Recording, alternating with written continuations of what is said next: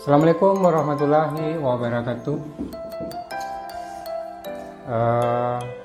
Sekarang kita akan coba menghitung curah hujan efektif untuk kebutuhan air irigasi. Jadi ini ada curah hujan bulanan. Jadi kita dalam menghitung curah hujan kebutuhan air itu kita butuh curah hujan efektif. Dan data curah hujan yang kita butuhkan bisa curah hujan bulanan dan bisa juga curah hujan tengah bulanan.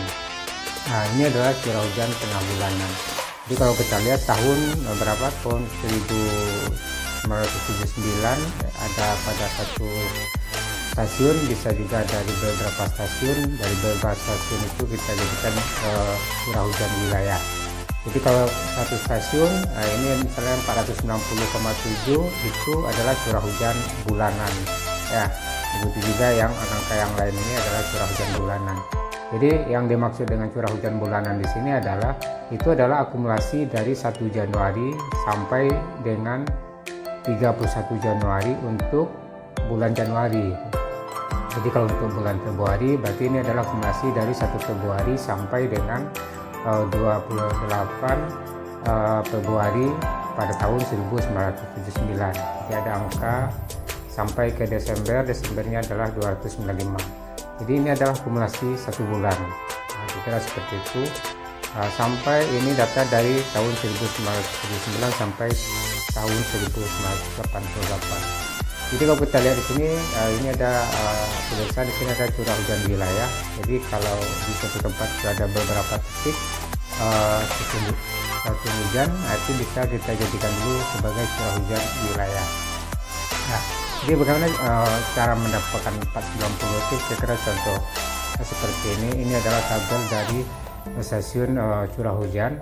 Nah, ini misalkan ini adalah stasiunnya adalah stasiun di Batangkuranji, Kota Padang, ini Gunung Nago, lokasinya ini tahun 98. Jadi ini adalah curah hujan harian ya. Jadi 1 Januari ini 14, sekian ini adalah harian. Jadi kalau bulan itu adalah jumlah dari 1 Januari ini sampai ke 31 Januari, dan jumlah itu adalah itulah curah hujan bulanan untuk bulan Januari. Begitu juga dengan Februari, kita lihat seperti ini jumlahkan sampai ke Desember kita jumlahkan ya. Nah, jadi bisa juga kita curah hujan bulanan atau bisa juga tengah bulanan 1 sampai 15 Januari jumlahkan, 16 sampai 31 Januari jumlahkan. Jadi tengah bulanan. Jadi yang sekarang kita adalah curah hujan bulanan. Oke. Saya kira dari sini sumbernya ya, data ini. Kita balik lagi ke data tadi ini.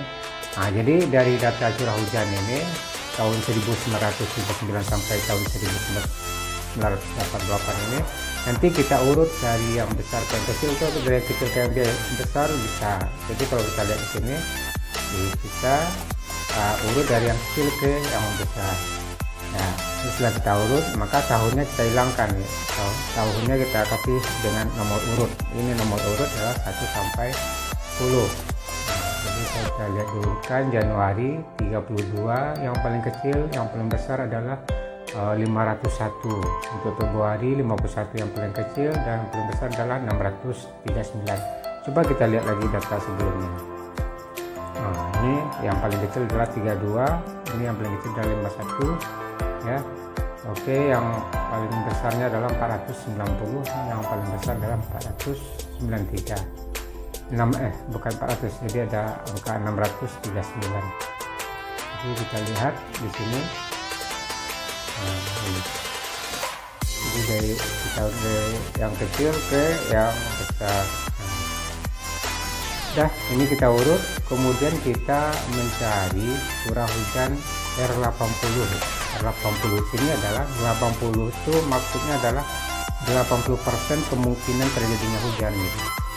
Jadi kalau kita lihat di sini ada 10 data ya, ada 10 data. Yang besar kemungkinan terjadinya adalah pasti yang 32 gitu. Yang kecil kemungkinan terjadinya untuk bulan Januari adalah pada baris yang 10 ini adalah 501. Ya, kenapa 32 itu besar kemungkinan terjadi? Karena kalau hujan 230,7 terjadi, maka curah hujan 32 tidak terjadi. Begitu juga kalau 238 terjadi curah hujan besar, tebalnya adalah 238 mm per bulan, itu 32 sudah dilewatinya, kita 32 sudah terjadi. Maka pada baris satu ini itu kemungkinan terjadinya adalah 100% gitu. Pada karena datanya 10 ya. Pada baris 2 itu kemungkinan terjadinya adalah 90%, dan pada baris ketiga kemungkinan terjadinya adalah 80%. Nah, kenapa kita ngambil yang 80% ya? Jadi karena kita butuh, ya kita berharap yang 80% yang terjadi.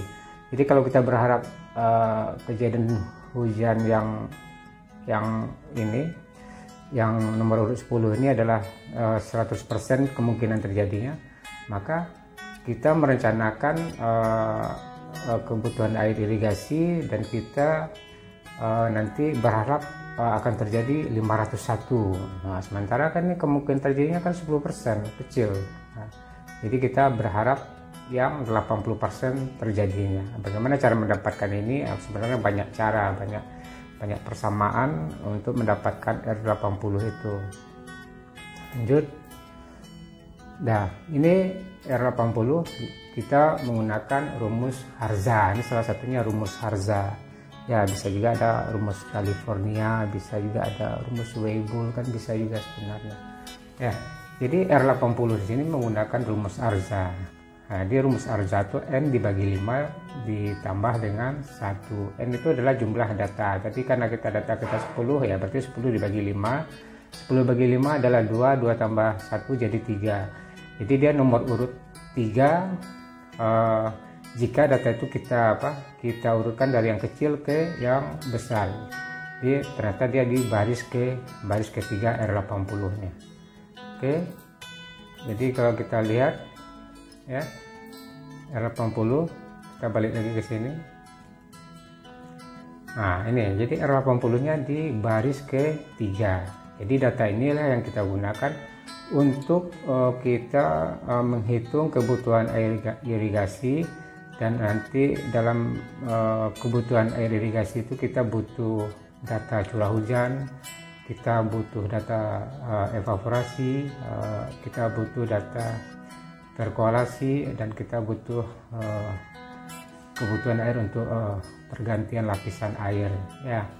Jadi kalau ini berarti hujan itu adalah yang diharapkan ya, yang akan dibutuhkan. Tapi kalau evaporasi nanti kan curah air yang hilang yang akan dihitung, kemudian perkolasi juga air yang hilang. Oke. Kita lanjut. Ini cara dengan rumus Harza tadi. Kemudian ini adalah kita menghitung R80 ya. Jadi tadi setelah kita hitung ternyata dia di nomor urut 3 kalau data diurutkan dari yang kecil ke yang besar. Ini salahnya, diurutkan dari yang kecil ke yang besar, bukan ke yang besar ke yang kecil. Oke. Nah, jadi ini kalau kita lihat, kita ambil yang nomor urut 3 tadi, ini angkanya ini 238, 204, Februari, Maret 112. Itu satuannya adalah milimeter per bulan. Jadi namanya curah hujan bulanan. Seperti yang saya sampaikan tadi, bisa juga curah hujan tengah bulanan. Kalau tengah bulanan berarti kita akumulasikan 1 Januari sampai 15 Januari, atau bulan September misalkan 1 September kita akumulasikan 1 September sampai 15 September, kemudian 16 September sampai ke 30 September. Tapi ini contoh ini kita menggunakan curah hujan bulanan. Nah, ini satuannya milimeter per bulan gitu.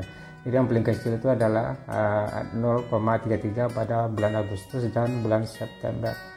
Nah, kemudian ini kalau untuk padi ya, ini adalah 0,7 curah hujan bulan R80 itu dikalikan dengan 0,7 ya, 0,7. Kemudian kita dapatkan ini untuk contoh bulan Januari itu 166, mm per bulan. Diperkecil lagi, jadi berharap seperti apa, berharap ke angka yang kecil lagi. Jadi kalau nanti yang muncul itu adalah angka yang besar, alhamdulillah.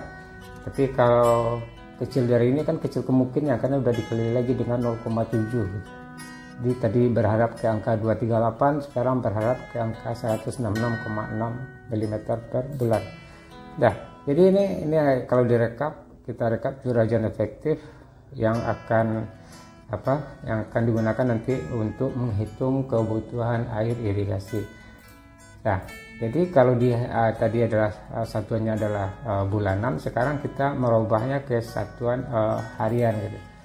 Nah, seperti ini misalkan bulan Januari itu adalah harinya ada 31 hari ya.